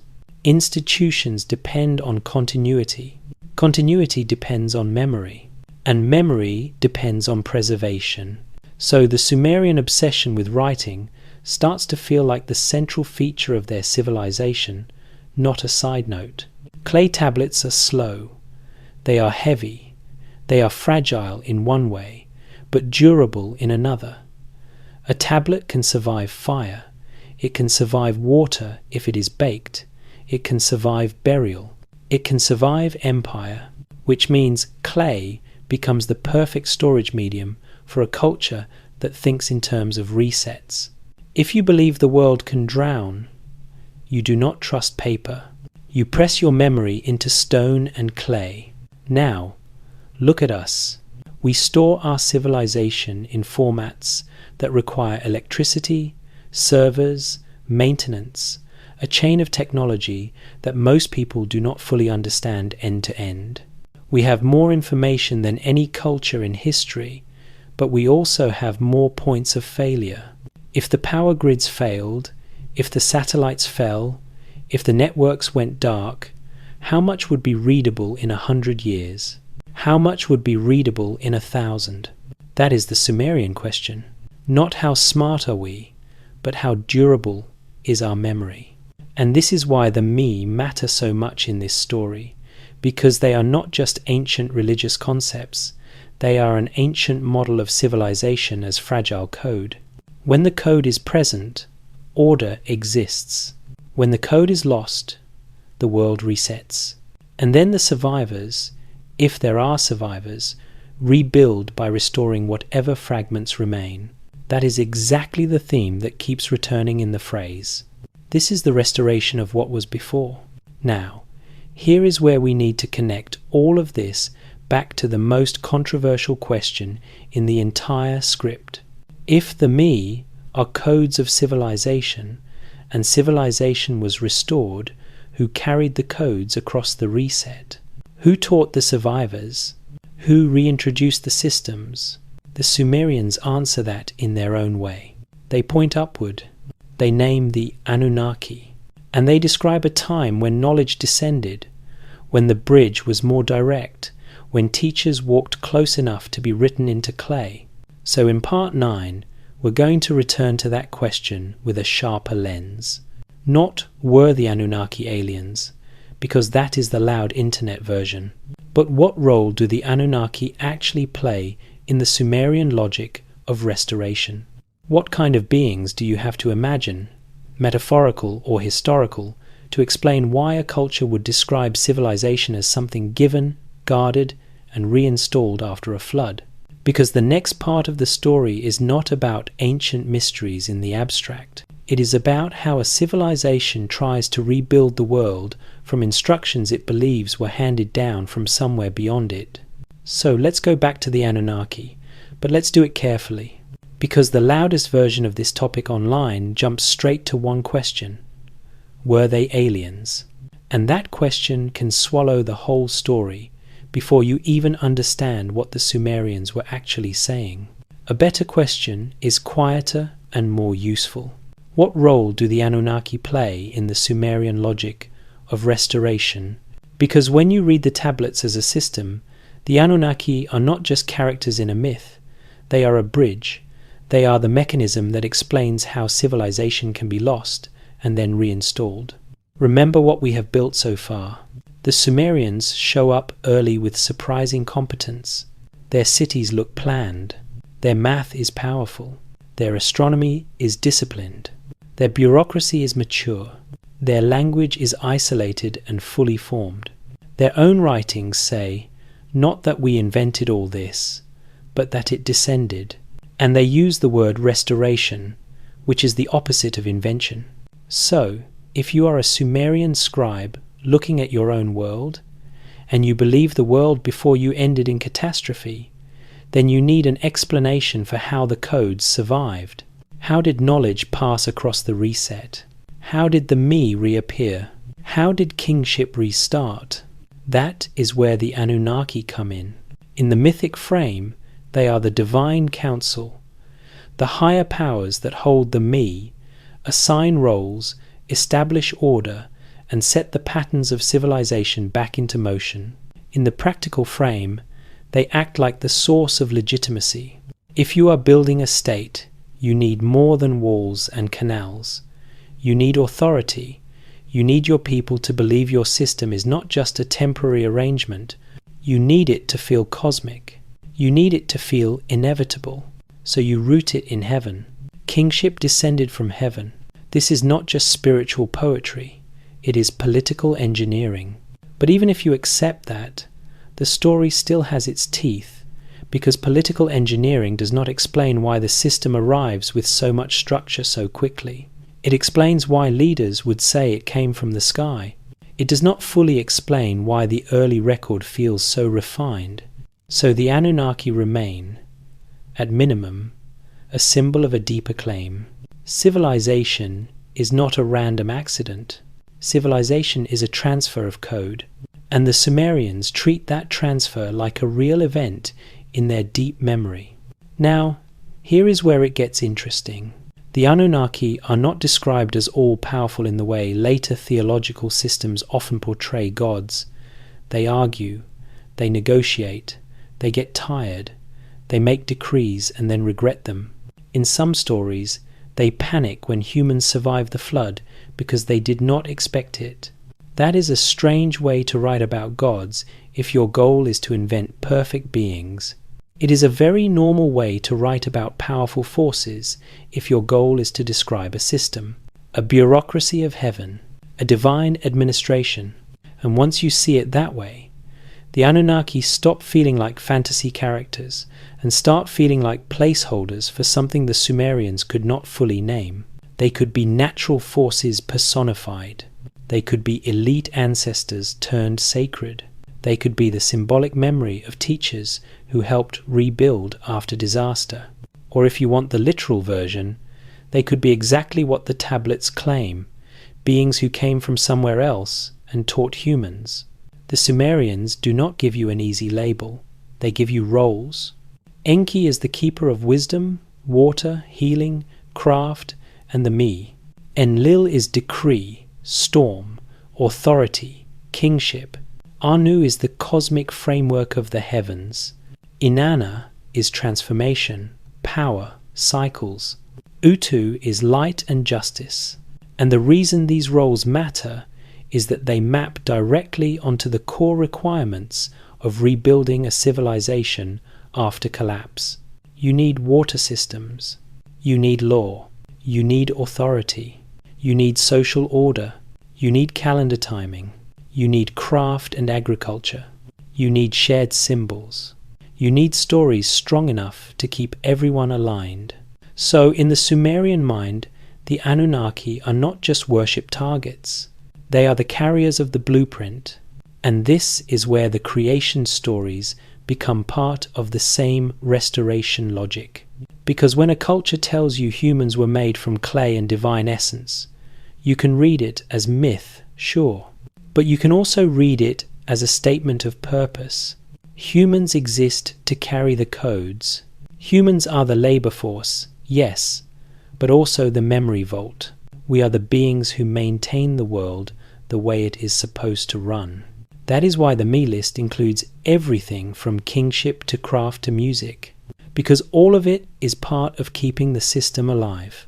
Now, if you are listening to this and thinking, okay, but this still feels like mythology, that is fair. So let's translate the core idea into modern terms without changing its meaning. The Sumerians are saying civilization depends on a bundle of knowledge, skills, and institutions. That bundle can be lost. When it is lost, you cannot simply pick up where you left off. You have to restore. Restoration requires a carrier, a teacher, a keeper, a source of legitimacy. In their worldview, the Anunnaki are that source. Now let's connect this back to the physical record, because this is where the story stops being just philosophy. We have tablets that look like technical manuals. We have astronomical observations. We have math that feels advanced for its era. We have early city planning. We have record keeping that implies an institutional memory system. So the question becomes, what kind of historical scenario could produce that? Here are the main possibilities, and I want you to feel how each one fits into the Sumerian logic. First, gradual development that we have not fully detected. In this view, earlier stages existed in small settlements, in perishable materials, in places that have not survived. Flooding, erosion, and time erased the awkward beginnings, leaving us with the polished stages. This is possible. Archaeology is incomplete, and the lack of evidence is not evidence of lack. Second, inheritance from earlier regional cultures. The knowledge could have accumulated through generations across multiple groups, then concentrated in Sumer as cities formed, and writing captured what had previously been oral or ephemeral. The Sumerians would then experience this as receiving a legacy. It would feel like descent, because it arrived from elsewhere, already shaped. Third, survivors of catastrophic change carrying fragments of a lost world. This is the flood model. A major disruption forces populations to move, and the survivors bring pieces of knowledge with them. Those pieces become sacred because they are rare. Temple schools become preservation centers. Writing becomes the technology that locks memory into clay. In this view, the Anunnaki could represent the remembered teachers, whether real elites, ancestral leaders, or mythicized guardians of knowledge. Fourth, literal beings from somewhere beyond normal human society. I am including this because it is in the public conversation, but I am not endorsing it as fact. If you take the Sumerian language literally, the Anunnaki came from heaven to earth. That could be metaphor for authority, or it could be memory of a contact event. The problem is evidence. The texts alone do not prove the literal version, but the texts do explain why people are tempted by it. The wording is bold, and the sophistication of the early record makes people reach for bold explanations. Here is what matters for our story. No matter which scenario you lean toward, the Sumerians believed the same thing. They were not inventors standing at the dawn of time. They were restorers standing in the shadow of loss. And the Anunnaki, in their system, are the name for what carried the blueprint across the shadow. So the question that follows is not only who were they, it is where did they go? Because if the Anunnaki represent direct transfer of knowledge, then the later Sumerian mood of longing makes more sense. The ziggurats become landing places, the hymns become calls, the dead language becomes a ritual bridge, and eventually the texts start to hint that the age of direct presence ended. The gods withdrew. The connection grew distant. The world became ours to maintain with what we had been given. So in part 10, we're going to focus on that ending, the shift from direct communion to silence. Why the Sumerians kept building and copying and preserving as if they feared another reset, and why their oldest words, pressed into clay, do not feel like an origin story. They feel like a warning. There is a mood that creeps into the Sumerian world the longer you stay with it. At first, you are dazzled by the sophistication, the cities, the math, the sky tracking, the records, the sense that something arrived fully formed. Then you start noticing a second feeling underneath it all: distance, a fading, a sense that whatever closeness once existed between humanity and the source of knowledge is no longer fully available. The Sumerians talk about kingship descending from heaven, but they also build towers as if trying to invite that descent again. They preserve a sacred language long after it stops being spoken, as if the words themselves are a bridge that might reopen. They copy the king list, even when parts of it are impossible, as if editing it would be a form of death. All of this begins to look like the behavior of a civilization that believes it is living after an ending. Not at the beginning, after. And this is where the story takes on a new shape, because if Sumer is restoration, then restoration has phases. Phase 1 is survival. Rebuild the basics. Reinstall the codes. Phase 2 is preservation. Record everything. Train scribes. Build institutions. Phase 3 is drift. The memory grows thinner. The connection becomes symbolic rather than direct. And the tablets sometimes sound like they know this is happening while it is happening. You can feel it in the way the gods are described. In the oldest layers of story, the divine figures are present, active, hands-on. They establish systems, they assign roles, they decree, they teach. Later, the divine becomes more remote. The gods still matter, but the relationship is maintained through ritual rather than encounter, through hymns rather than conversations, through temples rather than direct instruction. The bridge becomes something you tend, not something you walk across freely. So, the ziggurat becomes a perfect symbol for the era after direct contact. A structure built to host a descent that feels less frequent, less certain, more like hope than routine. And when you put that mood beside the flood, it starts to sound like a pattern, a cycle. Knowledge is gained, then knowledge is lost, then knowledge is restored, then knowledge fades, and the fear of losing it again becomes the driving force. This is the part where the Sumerian message starts to feel modern, because we live with the same fragility, we just hide it behind convenience. Most people cannot rebuild the systems they depend on, not because they are stupid, but because civilization is now a web of specialization so complex that no single mind holds it all. The knowledge is distributed across institutions, languages, codes, and machines. So, in a sense, our civilization is also an operating system we do not fully understand end to end, and that makes us vulnerable to the same kind of reset Sumer feared. You do not need a literal flood to erase knowledge. You can erase knowledge through collapse, through war, through fragmentation, through the slow loss of literacy, through the failure of infrastructure, through the breakdown of the institutions that train and preserve. The Sumerians understood that instinctively. That is why their clay feels urgent.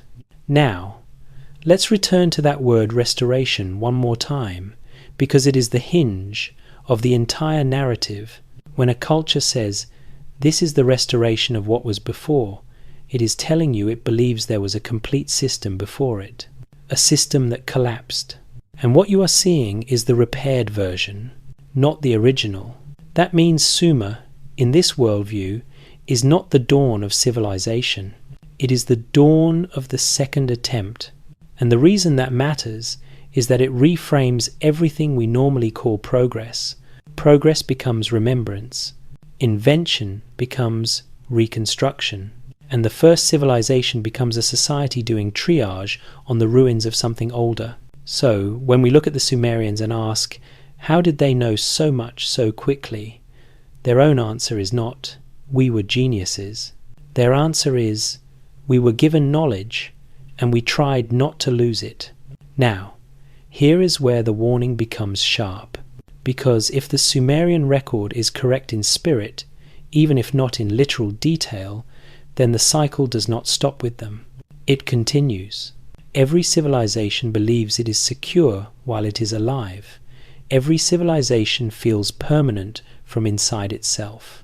It builds monuments, creates archives, writes laws, maps the world, and assumes the knowledge will carry forward naturally. Then something happens. Sometimes suddenly, sometimes slowly, and the knowledge fractures. Then the next civilization digs through the ruins and says, "How did they know so much? And why did they disappear?" That is exactly what we do now when we look at Sumer. So the Sumerian story becomes a mirror, not because we think we are Sumer, but because the structure is the same.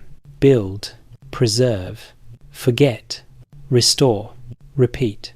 Now, there is one more layer to this story, and it is the layer that turns the whole script from ancient mystery into direct warning. The material, the medium. Sumer chose clay. Clay is simple. Clay is heavy. Clay is physical. Clay does not depend on electricity. Clay does not require a server. Clay can be read by any future human who learns the shapes. It is low-tech, but it is resilient. So if you truly believe another reset can come, clay is genius. It is a technology designed for apocalypse. And that leads to a question that feels uncomfortable if you sit with it long enough. What are we leaving behind that will survive if our systems fail? Our knowledge is mostly digital. It sits in formats that depend on machines. Even our books increasingly depend on supply chains, printing, distribution, preservation environments. If the lights go out long enough, how much of the modern world remains legible? Someone could walk through our ruins and see skyscrapers, yes, but what would they understand about how those skyscrapers worked? Someone could find our devices, but without power and without the infrastructure behind them, they become dead rectangles. We may be leaving behind a mountain of information, and almost none of it may be readable in 1,000 years. Sumer may outlast us in the one way that counts: legibility. So when the Sumerians press knowledge into clay and bury it beneath their towers, they are doing something that feels like a message aimed at anyone who comes after. Not necessarily to tell you, "Look how great we were," but to tell you, "Do not assume you are safe, because the next flood is always coming. If not water, then something else. Fire, collapse, time, the slow forgetting of systems too complex to maintain. And the survivors will not care how advanced you were. They will care what you left them that they can actually use." So the Sumerian record becomes, in a strange way, a blueprint for how to survive a reset. Encode knowledge into durable media. Build institutions of preservation. Keep the codes alive. Treat memory like the most sacred resource you have. Now, in part 11, we are going to pull all the threads together. We are going to return to the desert wind, the ruins, the museums, and the central claim that Sumer is not a beginning, but an echo. And we are going to land the question that this entire script has been circling from the first line. What if the oldest written words were never meant to tell the beginning? What if they were meant to warn us about the ending? Now we pull back out of the technical tablets, back out of the myths and the debates, back into the desert wind and the long quiet of ruined foundations. Because when you zoom out, Sumer stops looking like a simple origin story. It starts looking like a signal, a civilization that wrote as if it knew how easily everything can disappear. Look at the landscape of southern Iraq in the hours before dawn. From the ground, it is flat and endless. From above, it is layered. Civilization pressed into earth like fingerprints. Uruk barely rises above the sand. Eridu sleeps beneath excavation tarps. The ziggurat at Ur catches light like a broken stairway, and in museums across the world, behind climate-controlled glass, thousands of clay tablets sit in darkness when the lights turn off. They are small, most of them. Some no bigger than a hand, some fractured, some worn, some still sharp enough to feel like they were made yesterday. Each one carries wedges pressed into clay by someone who lived before every empire we usually name. Each one is a choice to make memory physical, a choice to preserve. And once you see it that way, the biggest mystery is not the content of any single tablet, it is the motive. Why did they record so obsessively? Why did they copy and recopy? Why did they build towers and align cities and preserve dead language? Why did they tell their own story as restoration?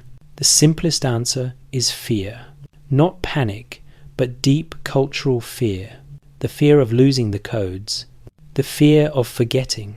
The fear of another reset. And here is the part that becomes hard to ignore. They were right to fear it. Civilizations do collapse. Knowledge does vanish. Languages die. Archives burn. Institutions crumble. Entire worlds can disappear, not only underwater, but under time. So when the Sumerians write like they are trying to trap memory in clay, it starts to feel less like an ancient quirk and more like a survival strategy. A strategy born from trauma.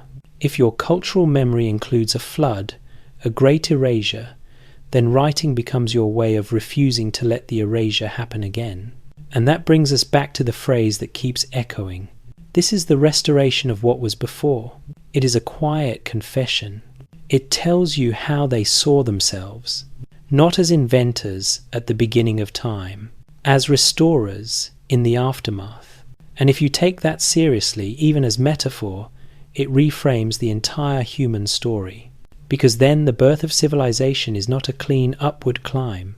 It is a cycle, a pattern of building, losing, restoring, and losing again. What we call progress becomes, at least partly, the slow work of remembering. Now, let's connect this to the strangest part of the evidence, the part that makes people feel like the timeline does not fit. Sumer appears early with sophistication, math, astronomy, administration, architecture, language. It is not that Sumer is magically modern. It is that Sumer seems unusually structured, unusually fast. So either we are missing the earlier phases, or something was inherited, or both. And if something was inherited, it raises the question of where the earlier world existed. And that question points toward water again.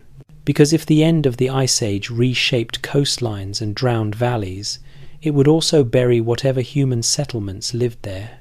If those settlements were organized, if they held knowledge, if they had systems, then much of that would be invisible to us now, sitting underwater.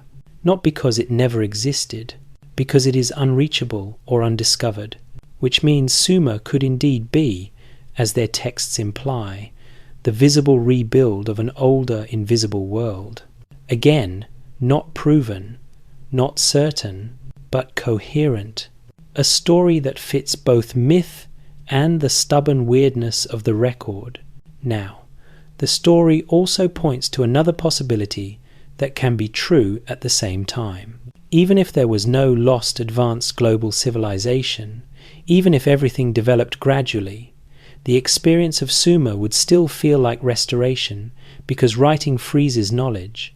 Think about that. Before writing, knowledge moves through speech and practice. It is flexible. It is fragile. It changes as it passes. Once writing appears, knowledge suddenly hardens into authoritative form. It becomes what is written. It becomes scripture, law, manual, record. So the moment writing arrives, it can feel like something descended because it comes with a new weight. It comes with permanence. It turns human memory into external memory. it becomes a technology of restoration. So, even in a fully human explanation, Sumerian writing is still restoration. It restores knowledge from the shifting fog of oral culture into the hard shape of clay. But the Sumerians go beyond that. They insist the source is older. They insist kingship descended. They insist there was a before. They insist the flood swept over, and they preserve those claims with the same careful tone used for accounting, which is why these tablets still feel like they carry a warning, because they are not trying to entertain, they are trying to survive. Now, let's bring the warning into the present, because that is where the script has been quietly heading all along. If knowledge is fragile, then our own era is not safe by default. We assume our archives are permanent because they are vast, but vast does not equal durable. We assume our knowledge is secure because it is everywhere, but everywhere does not equal readable. We assume civilization cannot reset because we have global systems, but global systems can fail in global ways, and if a reset happens, the survivors will not inherit the internet. They will inherit scraps, fragments, ruins, broken devices, collapsed towers, and then they will do what the Sumerians did. They will restore. They will rebuild what they can understand. They will invent by remembering. They will look at the remains of our world and say, how did they know so much, and why did they lose it? So, the Sumerian tablets become a kind of time mirror. We look at them and see the past, but if you tilt the angle, they also show us the future. Now, we have one more crucial piece to land before the end. Because if this script is going to work as a long-form YouTube story, it needs to tighten into a final arc, not just a collection of mysteries. We need to return to the opening question. Oldest words, beginning versus ending. A warning rather than an origin. So in part 12, we are going to sharpen the final message. What exactly is the warning hidden in the Sumerian idea of restoration? What does it say about what comes next? And what does it mean, practically, for a civilization like ours that is built on fragile memory systems? Because the next flood is not a myth, it is a pattern. If you strip the story down to its skeleton, the Sumerian warning is not complicated. It is terrifyingly simple. Everything you build can be lost, and the most valuable thing you can lose is not buildings, it is memory. That is what restoration really means. Restoration means something broke. Restoration means something was erased. Restoration means you are rebuilding from fragments, and you are trying to make those fragments feel whole again. So when the Sumerians say, this is the restoration of what was before, they are not just talking about a temple. They are admitting they live in a world after a break. And that admission carries a warning across time. Because if the break happened once, it can happen again. Now, if you want to be cautious and rational, you can interpret that break in a purely human and local way. Floods in Mesopotamia were real. Cities were destroyed and rebuilt. Records were lost and recopied. Power shifted. Languages changed. Knowledge condensed into temples and schools, and survived because institutions guarded it. In that reading, restoration is normal history. But the warning does not disappear. If anything, it becomes sharper. Because it means civilization does not fall only from rare cosmic disasters. It falls from common forces: flood, drought, war, collapse of trust, collapse of infrastructure, collapse of institutions, loss of literacy, loss of shared language. And once you lose enough, the world resets. The survivors do not keep everything. They keep what they can carry, and what they can carry becomes the seed of whatever comes next. This is why Sumerian clay feels like it was made for survivors. A tablet can be carried, a tablet can be buried, a tablet can survive, a tablet can be read centuries later by a stranger who learns the signs, It is a portable memory device built for a world that does not trust permanence. Now look at our world and ask the same question Sumer was asking, even if they were asking it in mythic language. What happens to knowledge when systems fail? If you live in a city today, you are surrounded by systems you depend on that you cannot rebuild alone.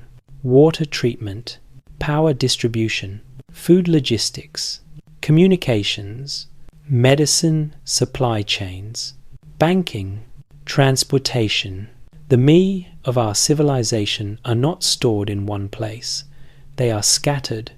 They are distributed across people, institutions, and machines. That makes us powerful. It also makes us fragile, because you do not need to destroy everything to reset a society. You only need to break enough connections that the codes cannot run. Once the codes stop running, you can still have people and buildings, but you lose the ability to maintain the world that makes those buildings meaningful. The Sumerians understood that instinctively. Their myths about the me are a poetic way of describing what modern systems engineers would call dependencies. Civilization is an interlocking machine. If you lose too many parts, the machine stops, and then whoever comes after does not inherit a functioning machine. They inherit pieces. They rebuild something smaller, something simpler, something that feels like invention to them, but is actually restoration. Now, here is the most uncomfortable part of the warning. The next flood is not always water. Sometimes the flood is information overload. Sometimes it is fragmentation of language. Sometimes it is the collapse of shared truth. Sometimes it is slow decay. The Sumerians feared forgetting, because forgetting was a kind of death. And we are surrounded by forgetting, not because information is scarce, but because it is everywhere. When everything is stored externally, when memory lives in devices and clouds and databases, it becomes easy to lose the habit of carrying it internally. And if the external memory fails, a huge amount of what we think we know can vanish instantly. So the Sumerian question becomes very practical. What would remain if the lights went out? What would remain if the networks failed? What would remain if your entire civilization had to be rebuilt by survivors who did not have access to your infrastructure? Would they find something readable? Or would they find a mountain of silent objects they could not decode? In that sense, clay is almost humiliating, because it is so low-tech, and yet it has outlasted empires. A clay tablet does not need an operating system. It does not need electricity. It does not need a data center. It needs eyes and patience. And that is why the Sumerian story keeps circling back to the same conclusion. Preserve what matters in a form that can survive the reset. That is the only way restoration can happen without starting from zero. Now, you can feel how this connects back to the earliest line of the script.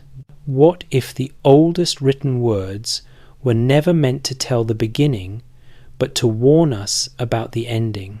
Because an origin story says, this is where we came from. A warning says, this is what can happen again. The Sumerian record, especially the obsession with restoration, reads like a civilization trying to leave instructions for anyone who comes after. Not necessarily explicit instructions in the modern sense, but a cultural instruction: do not assume your world is permanent. Do not assume your knowledge is safe. Do not assume the bridge will always hold. Build your archives as if you might need them after collapse. Teach your codes as if one day the only thing left will be the people who remember them. Now, we have to finish the narrative arc we started. We opened with desert dust and whispering clay. We moved through the sudden sophistication, the king list, the flood, the me, the towers, the fading connection. Now we need to land the final emotional point, not with a lecture, with an image, with a quiet moment that makes the viewer feel the weight of time and the fragility of memory. So in part 13, we're going to return to that museum darkness, to the fingerprints in clay, to the idea that every civilization thinks it is the beginning until it becomes the ruins someone else digs through. And we're going to set up the final 2 parts, where the warning becomes personal, not abstract. Personal, because the real question is not what happened to the Sumerians. The real question is what happens to us. There's a moment I keep coming back to whenever I think about these tablets. It's not the big dramatic moments, not the flood, not the towers, not the impossible rain lengths. It's something small, a fingerprint. Sometimes, when you look closely at a Sumerian tablet, you can see it, a soft ridge pressed into the clay before it dried, a smudge, a tiny spiral where skin met mud, a human mark that wasn't part of the writing at all, just the accidental signature of someone who never imagined you would be staring at their work thousands of years later. And when you notice that fingerprint, the whole story changes, because it pulls the Sumerians out of myth. They become real people again, a scribe sitting in heat, in dust, in a city that believed it was holding the world together, pressing wedges into clay with a reed stylus, recording something they believed mattered enough to survive. Trade receipts, temple inventory, a list of kings, a hymn, a star cycle, a warning. And they probably did not know which of those would survive. They just knew they had to write. That is the mood. Urgency disguised as calm. A culture writing as if forgetting is the real apocalypse. Now, imagine the museum after hours. Lights off, footsteps gone, the climate control humming, rows of artifacts sleeping behind glass. And somewhere in that dark room, a tablet sits with a name on it that no one says out loud anymore. A city name, a god name, a king name, a line like, "Then the flood swept over." Quiet, but not dead, because the moment you read it, the voice comes back. And that is the eerie power of clay. It is not just preservation of information, it is preservation of presence. A whisper that can cross millennia. So the question stops being, what did they believe? It becomes, why did they need to say it? Why did they feel compelled to press this into mud? Why did they take the time to preserve lists that feel impossible? Why did they preserve dead language for centuries? Why did they treat the me like the blueprint of reality? Why did they call themselves restorers? And the more you sit with it, the more one answer keeps rising, because they feared the cycle. They feared the reset. They feared that their world could vanish the way the old world vanished. Whether the flood was literal global catastrophe or simply the accumulated trauma of living in a land where rivers can wipe out cities, the emotional effect is the same. They lived with the awareness that civilization is fragile, so they tried to build memory strong enough to outlast it. That is what the tablets are, memory made hard. Now take that image and turn it toward us. We love to believe we are the beginning of something. We love to believe we are the most advanced point in history and that the future is a straight line forward. We treat collapse like a story that happens to other people in other centuries. But history does not move in a straight line. It loops, it stumbles, it breaks, and the pattern Sumer seems to recognize is the same pattern we keep repeating. We build systems we depend on. We forget how those systems work because they are always there. Then the systems break. Then we scramble. Then we restore what we can. Then we call it progress. Now, here's what makes the Sumerian story hit differently, because they may have been looking backward at the exact same pattern. They looked at their own sudden sophistication and explained it as descent, as restoration, as inheritance. They wrote like they were picking up pieces of a world that had already drowned. They wrote like they were the survivors, not the founders. And whether or not that is literally true, the psychological truth is hard to ignore. The first civilization we can clearly see may not have felt like the first civilization from the inside. It may have felt like the second attempt, which means the beginning we study in textbooks might already be an ending. And that flips the entire emotional meaning of those oldest words. Because the oldest written words are not just saying, here is how we started. They might be saying, here is what happened when we lost everything, and here is what we tried to save. Now, the script has been building toward one final thought, and we need to land it cleanly, because this is the point where a viewer either feels the weight or they don't. So here is the thought, expressed in the Sumerian logic. If knowledge can be lost, then the real measure of a civilization is not how high it builds. It is how well it preserves what matters. Ziggurats are impressive. Skyscrapers are impressive. Monuments are impressive. But the only reason we even know Sumer existed the way we do is because they left readable memory. And our civilization is not optimized for that kind of readability. We assume digital equals permanent. We assume cloud equals eternal. We assume storage equals survival. But a clay tablet survived fire, burial, conquest, and time. A modern hard drive can become unreadable in a few decades without the right hardware, software, and infrastructure. So when you ask, what will survive, the answer might be uncomfortable. The oldest technology might outlast the newest, which means the people who come after us might know less about us than we know about Sumer, unless we choose to preserve differently. Now, we are almost at the end, but we still need 2 more parts to close this in a way that feels like a YouTube long-form payoff.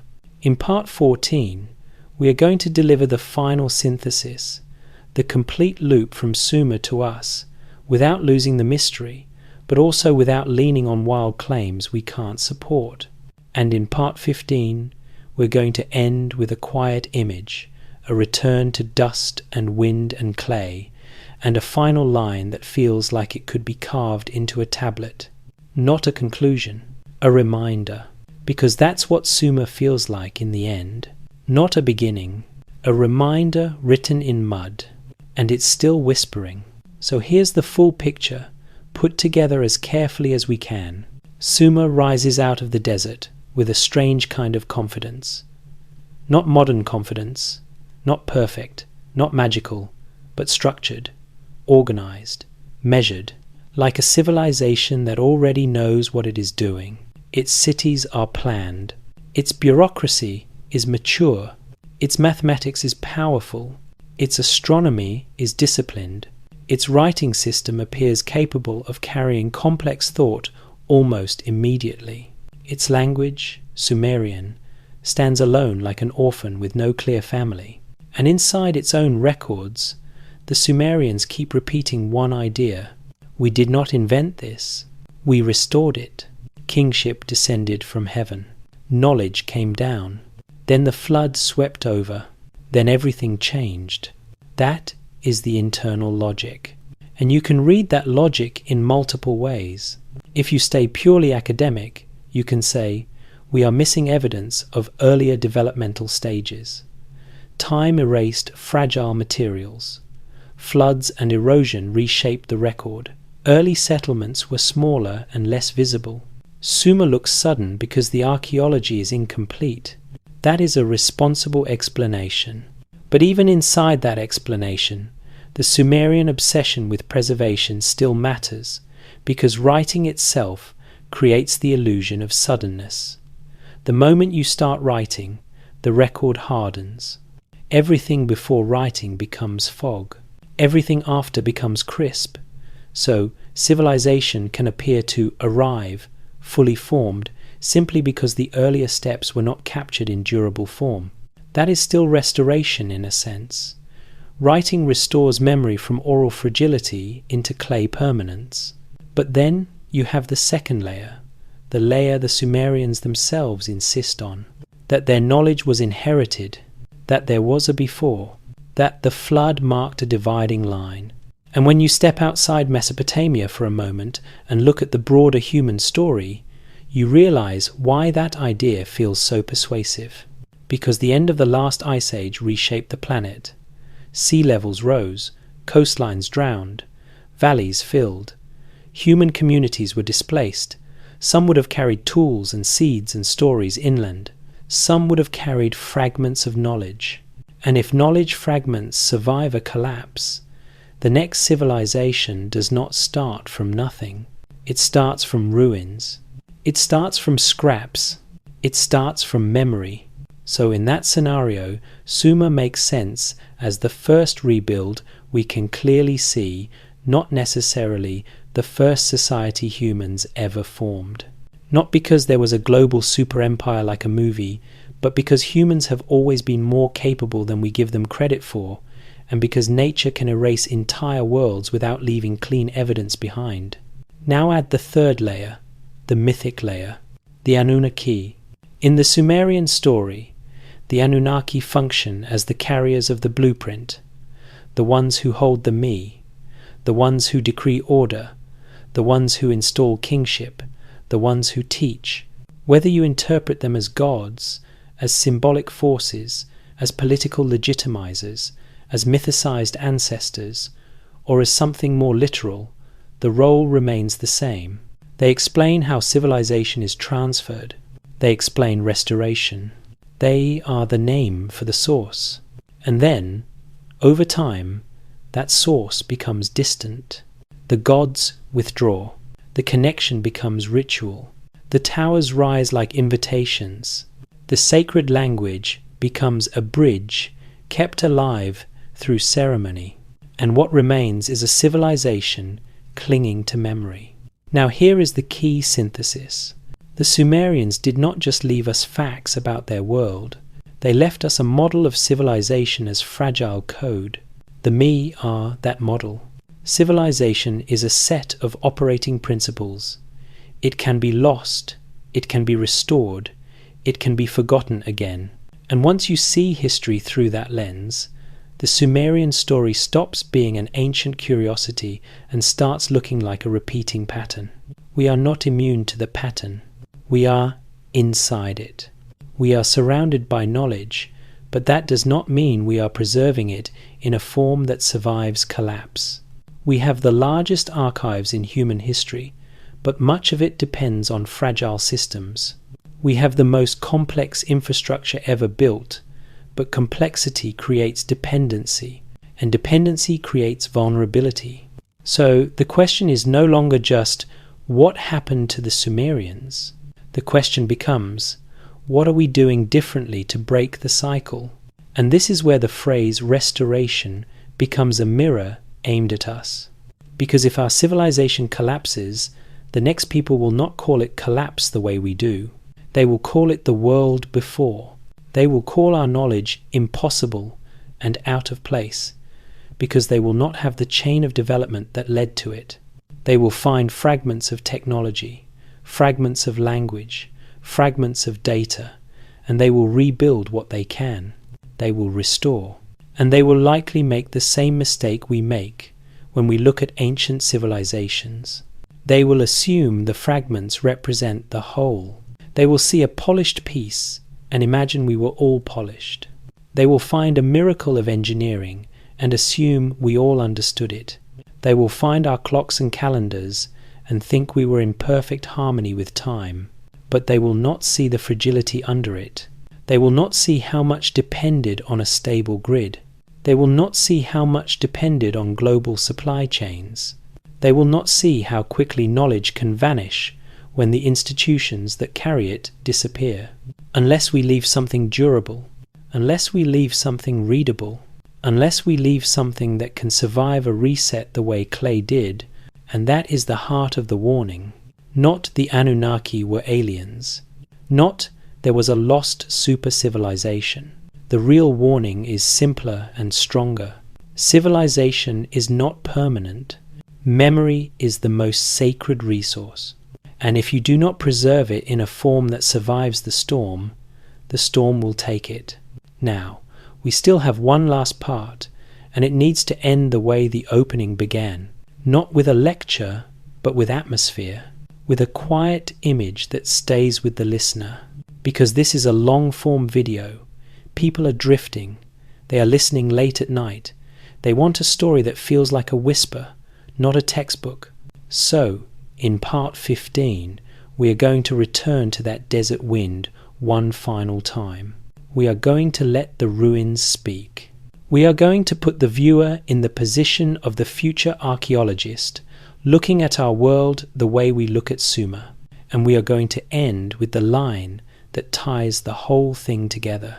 Not the beginning, the ending. The warning pressed into clay. Still patient. Still waiting. Imagine the desert again. Not as a dramatic movie scene, but as it really is. Quiet, wide. The kind of quiet that makes you hear your own thoughts. The wind moves low over the ground, lifting dust that used to be walls, used to be courtyards, used to be temples where people sang in a language no one speaks anymore. If you stand near the ruins of Uruk at the right hour, the horizon still shimmers. Heat and distance, bending the air so the land looks almost liquid, like the world is trying to remember what it used to be. And under that dust, there are layers, clay bricks, cracked and sun-bleached, burned floors, collapsed doorways, the faint outlines of streets laid out with intention, and somewhere beneath it all, buried under silt and time, are the thin, hard rectangles of clay that survived everything else. Tablets, pressed by hands that are now only bones in the earth. When we talk about Sumer, it is easy to talk like they are an idea, like a concept, like a chapter in a history book. But they were people. They were parents and workers and planners and scribes. They were the ones who looked at the world and realized it could end, and instead of trusting memory, they pressed memory into mud. That is the part that stays with me. Not the grand mystery, the practical choice. Clay, a technology humble enough to seem primitive and yet durable enough to outlast empires. And if you want to understand what the Sumerians were really doing, you don't have to chase the biggest claims. Just watch their behavior. They wrote everything down. They counted. They measured. They mapped the sky. They tracked time in base 60. They kept the sacred language alive long after it stopped living in everyday mouths. They rebuilt temples on the same foundations again and again, as if they were anchoring something. They copied the king list even when the numbers made no sense to a human mind. They kept repeating that word, restoration.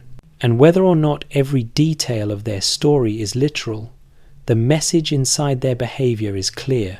They believed the world can reset. They believed knowledge can be lost. They believed forgetting is the real catastrophe.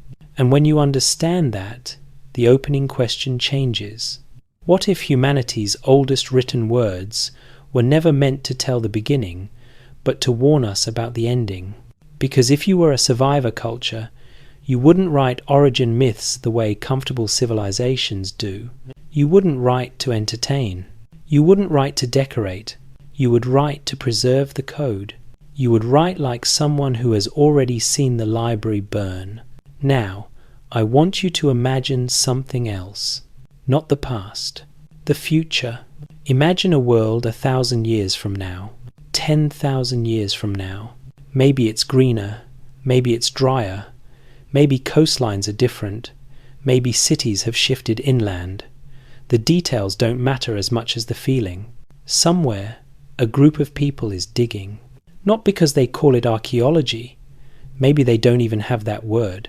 But they are digging through the remnants of a place that used to be a city. A place that used to be us. They find layers of debris. Concrete, metal, plastic, glass fused by heat. Rusted frameworks that used to be towers. And at first, it looks impressive. But then the deeper question begins. How much of it is readable? They might find devices, but the screens are dead. They might find storage, but the formats are corrupted. They might find libraries, but the books are gone. They might find data centers, but the machines are silent. And they will do what we do with Sumer. They will stare at fragments and try to rebuild a story. They will look at a satellite dish and guess its purpose. They will look at a smartphone and call it a ritual object because they cannot power it. They will find our clocks and wonder why we measured time the way we did. They will find our languages and struggle to decode them without the living chain of speech. And then, if they are lucky, they will find something durable, not a server, not an app, something simple, something that survives, something that says, in a readable form, this is what we knew. This is how the world worked. This is what mattered. This is what we tried to preserve. Because without that, every civilization becomes a rumor. And that is the Sumerian warning. A civilization does not die when the last building falls. It dies when the last memory becomes unreadable. So the question is not whether the Sumerians were the first. The question is whether we are preparing to be remembered. Because the Sumerians, in their own way, did. Their clay survived their collapse. Their numbers survived their language. Their timekeeping survived their gods. Their story survived their cities. And it reached us, not as a clean answer, but as a whisper that says, you are not the first to believe you are safe. You are not the first to think your systems will last. You are not the first to assume knowledge is permanent, and you will not be the last. Now, I want to end where we began, with dust, with silence, with a tablet resting in darkness, because somewhere tonight, in a museum you will never visit, a little piece of clay is sitting behind glass, a few inches wide, wedge marks pressed into it like tiny footprints. And if you could hear it, if you could hear what it's been holding for thousands of years, it wouldn't be shouting at you. It would be speaking softly, almost kindly, almost like a bedtime story. It would say, remember that what you build can be lost. Remember that knowledge is not permanent.